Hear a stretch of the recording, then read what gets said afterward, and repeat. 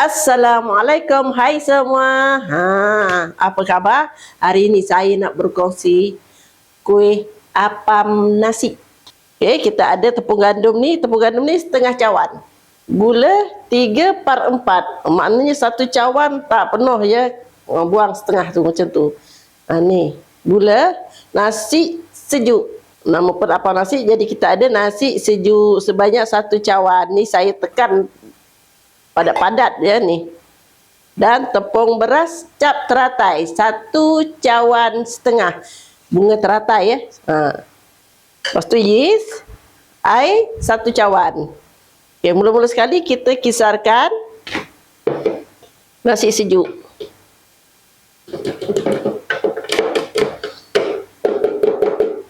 Ni air sebanyak satu cawan. Okay, gula. Ini kita kisar sehingga dia betul-betul halus.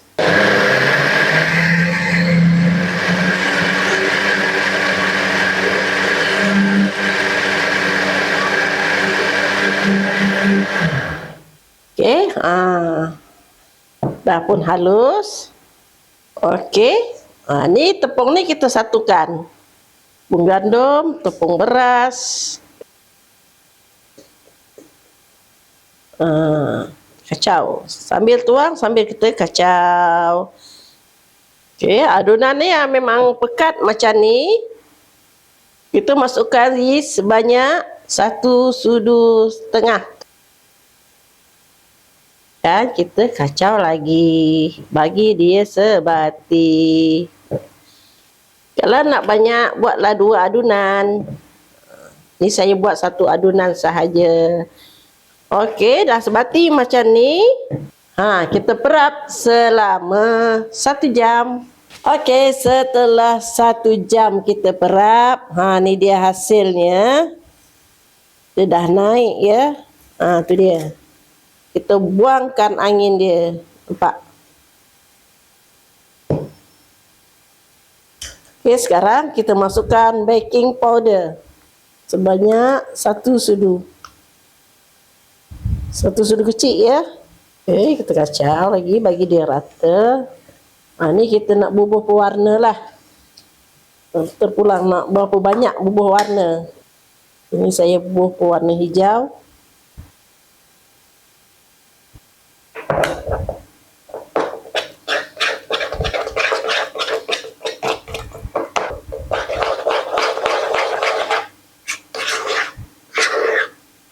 Okey, dah lengkap macam ni. Ni acuan ni. Kita sapukan minyak ya.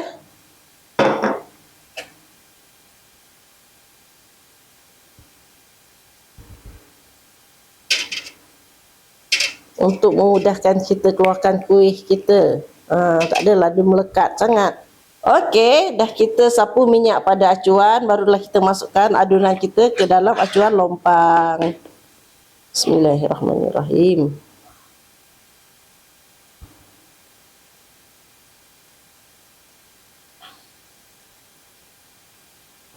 Dah penuh macam ni, barulah kita kukus. Kita kukus selama 15 ke 20 minit. Oh, alah lah. Tu dia. Okey, ni dia kita. Tapi masih panas, kita biarkan dulu bagi dia sejuk. Okey, ni kelapa ni kita gaulkan dengan sedikit garam. Ni garam.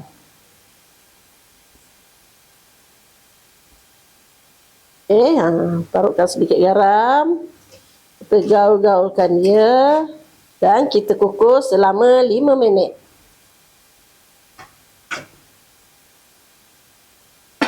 Okey, dah pun siap ya apam nasi jelita kita. Ni dia. Gebu-gebas. Jom kita makan. Halus mulus ya. Itu dia.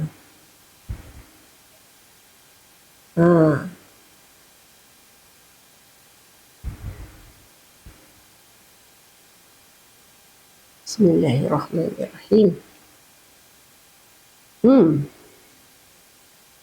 Tak manis sangat ya. Boleh. Yang mana tak ada kencing manis. Sukatan yang saya berikan ni memang pas-pas. Dia manis-manis buah. Tak manis sangat.